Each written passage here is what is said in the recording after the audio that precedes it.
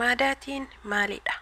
Maalirraa namatti baya? Erga namatti bahe hoo akkam goonee ofirraa balleessina? Qorichi isaa maalidha? Maadaatiin karaalee hedduun namatti dhufuu danda'a. Wantoota akka nyaataa hojjechuun keemikaalota garaagaraatiin mana qulqulleessuu, hirriba gahaa rafuu dhabuu fi yaada baay'isuudha. Assalaamu alaikum warahmatullaahi wabarakaatu. Ashama harka fuuni kabajamtoota hordoftoota YouTube channel Aminaa Show jirtu bakkuma jirtanitti nageenya rabbii guddaa isiniif haa baay'atu. Namoonni mana kanaaf haaraa taatan subscribe gochuudhaan gama maatii keenyatti dabalama warra turtan bakka nagaa walitti deebine isiniin jechaadha. Egaa hordoftoota keenya viidiyoon keenya har'aa waa'ee bareedina fuulaa irratti xiyyeeffata. Isa kana nama kamiyyuu hin ta'a shamara dhiira jedhee wanta gargar baasu tokko illee hin qabu. Qulqullinnaa fi miidhagina bareedina fuulaa irratti jechuudha. Inni kuni kan irratti xiyyeeffatu maaskiin kuni keessattuu ijoollee maadaatiidhaan fuulli isaanii miidhame yookaan immoo gudda'amedha. Midhaaksanii seeraanii isteeppii isaa eeganii yoo itti fayyadamanii faayidaa irraa ni argatu yookaan jijjiirama hamma tokko irraa ni argatu jedhee yaada. Gaafii keessanii fi maadaatii waan guutuutti namarraa balleessu yoo beeknu himka jettanii fi ani maadaatii guutuutti waan balleessus hin beeku, nattis ba'ee hin beeku. Garuuyyuu namoonni hedduun kan maadaatiidhaan saaxilamanii fuulli isaanii bade baay'inaan waan kanarratti furmaata akka argatanidha kan dubbatanii hamma namaa himittillee jechuudha. Garuu ani isatti fayyadamee kan arge maaskii kana buguraa fi qulqullina fuulaa fi baay'ee tokko bareeda miidhagina fuulaaf jechuudha. Keessattuu ijoolleen bugurri fuula keessan irratti bahee gurraacha isin irratti gatee lixuu fi walumaa galatti fuulaaf baay'ee bareedaadha jechuun barbaada. Maadaatiidhaaf illee akkasuma doktoroonni garaagaraa kallattii hedduun isa kanarraa hin barsiisan, isa kanarraa hin himanii jechuudha akka itti fayyadamanii fi manni qorichaa yookaan haakimiin maadaatii namarraa balleessuu hin danda'u. Maadaatii kasirraa balleessu sima qofaadha. Yoo ati uf gargaarte mana yaalaa utuu dhaqin sirraa baduu danda'a. ተስፋ እስካለ ብስራት ያዘለ ቀን አለ። አልሐምዱሊላህ አልሐምዱሊላህ ምስጋና አንተ ይሁን ያ መውላ አሻግረኝ ስኬትን ልብስ ያደረገ ትዕግስትን በጀነት መዋብ ያቀደ የሱን ተፈጥሮ maadaatiin sirraa baduu hin danda'u jechuudha. Kanaafuu viidiyoo kana sirriitti yoo daawwattanii akkanatti yoo hojjettanii guyyaa guyyaadhaan keessattuu ijoolleen fuulli keessan maadaatiidhaan badee akka itti fayyadamtan sana booda mootu yoo jijjiirama argattan isteeppiidhaan guyyaa sadi keessatti guyyaa lama keessatti haala kanaan illee yoo fayyadamtan ni dandeessanii jechuudha. Maadaatii waan irraa isinitti bahe isinumatu beeka. Kallattii hedduun namatti bahuu danda'a. Tokkoffaa yaada baay'isuudha. Lammaffaan hirriba dhabuudha. Sadaffaan keemikaalota garaagaraatiin mana qulqulleessuu fi nyaata garaagaraa hojjechuudha. Kanneen irraa namatti waan dhufuudha maadaatiin kun yeroo hedduu jechuudha akka argutti. Garuuyyuu furmaanni illee isinuma harka jira. Yoo dandeessan waa hunda caalaa yaada hirrisaa. Hamma dandeessanii hirriba keessan yeroo gahaa rafuuf yaalaa. Itti aansitanii bishaan immootu sirriitti dhugaa. Bishaan qulqullina qaama keessanii fi sirriitti fayyaa keessaniif waan isin fayyaduuf jechuudha. Bishaan baay'ee bareedaadha. Iddoo guddaan qaba fayyaa keessaniif jechuu barbaada.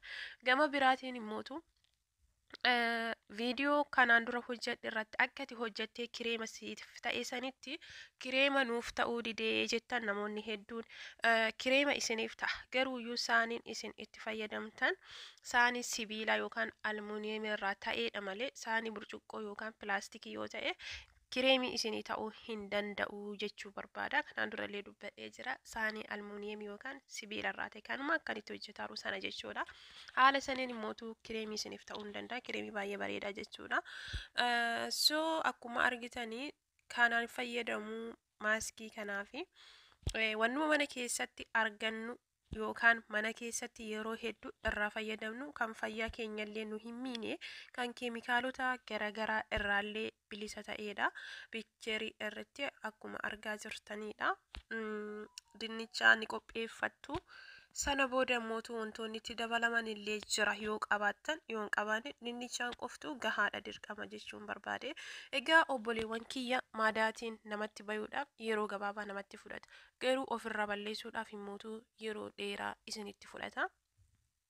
Kanaaf jennaani qulqullina fuula keessanii sirritti yoo hin eeggatiin salphumatti maadaatii kanaaf saaxilamuu dandeessu jechuudha.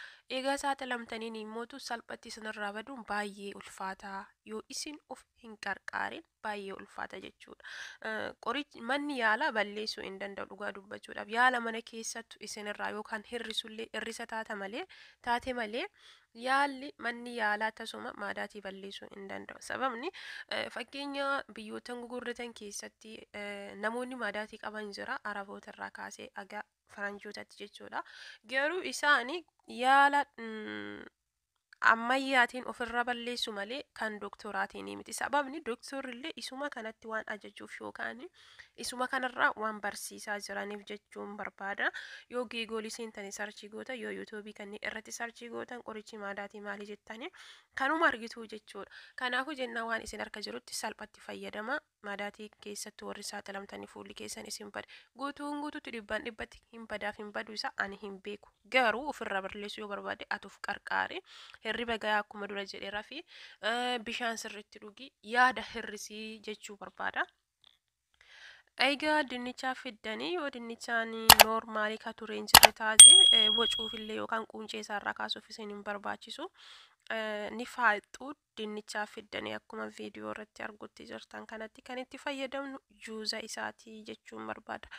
Kanaafuu dinnichaa faaqxanii juuza isaa erga jalaa fudhattanii booda koorn filoorii yookaan immootu daakuu boqqolloodhaa isa jedhamu nishaa afaan arabaatiin nishaa jedhani isa sana itti dabaltu jechuudha.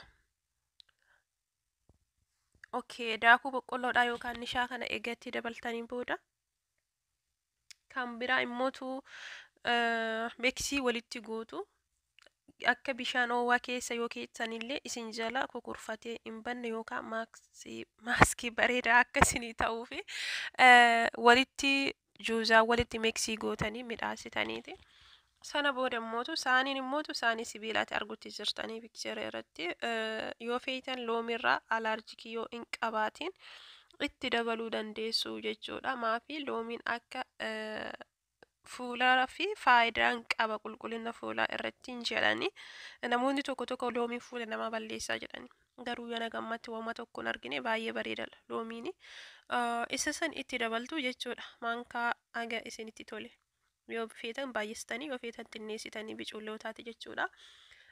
Gama biraatiin immoo miksii walitti gootanii saanii wal fakkaataa bishaan oowwaa saanii kanatti fiddanii nattu akka kireema isinii bayuuf kireema nuu hin baane warroonni jettan saanii sibiilaa isaa akkanaa kanatti fayyadama.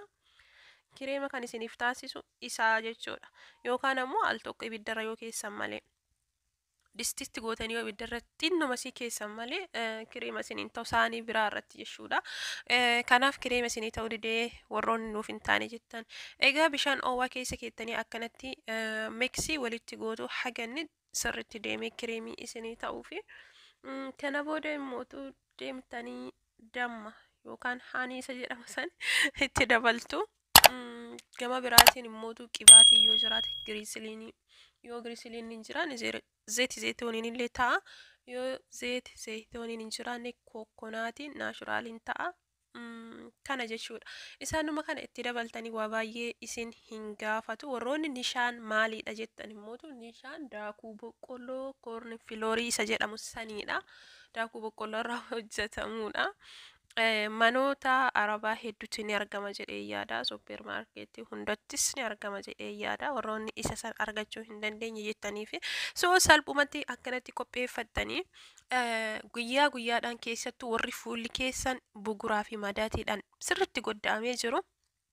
Maaskii kana qopheeffattanii al tokko lafa kaawwattanii firiijii keessa jechuudha. Firiijii keessa taa'a rakkoo hin qabu.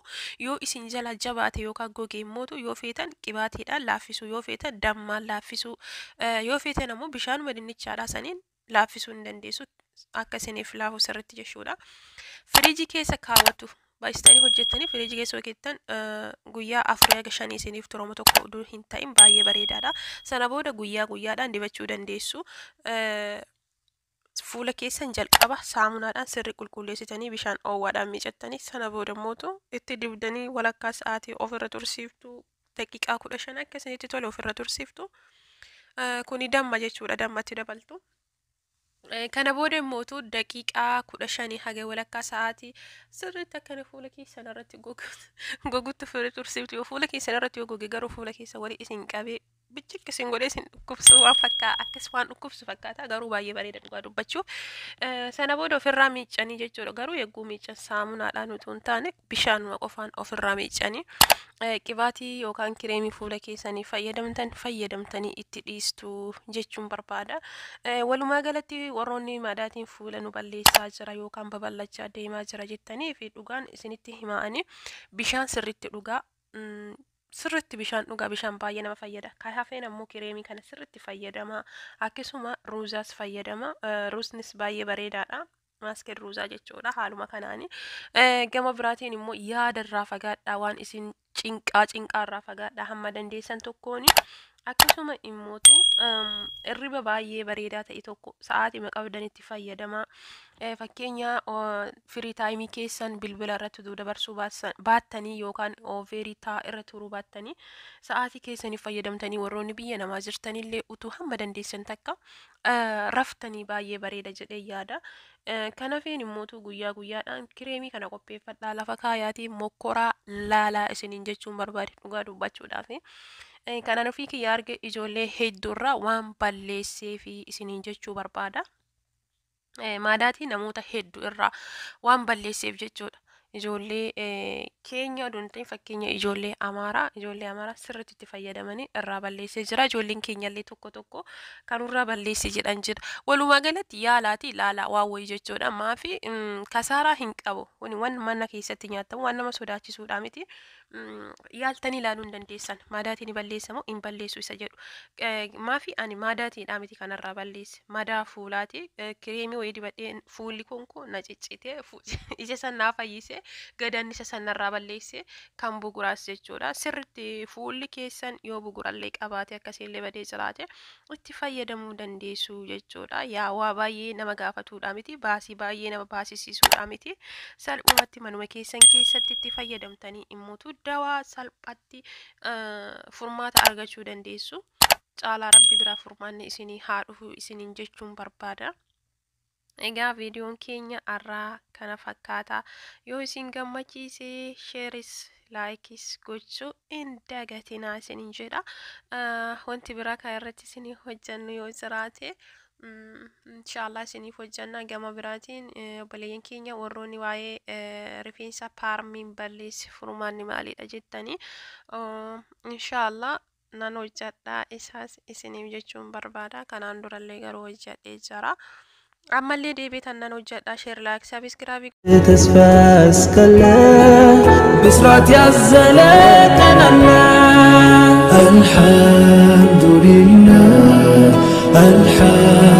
አልሐምዱሊላህ ምስጋና አንተ ይሁን ያ መውላ አሻግረኝ ስኬትን ልብስ ያደረገ ትዕግስትን በጀነት መዋብ ያቀደ የሱን ተፈጥሮ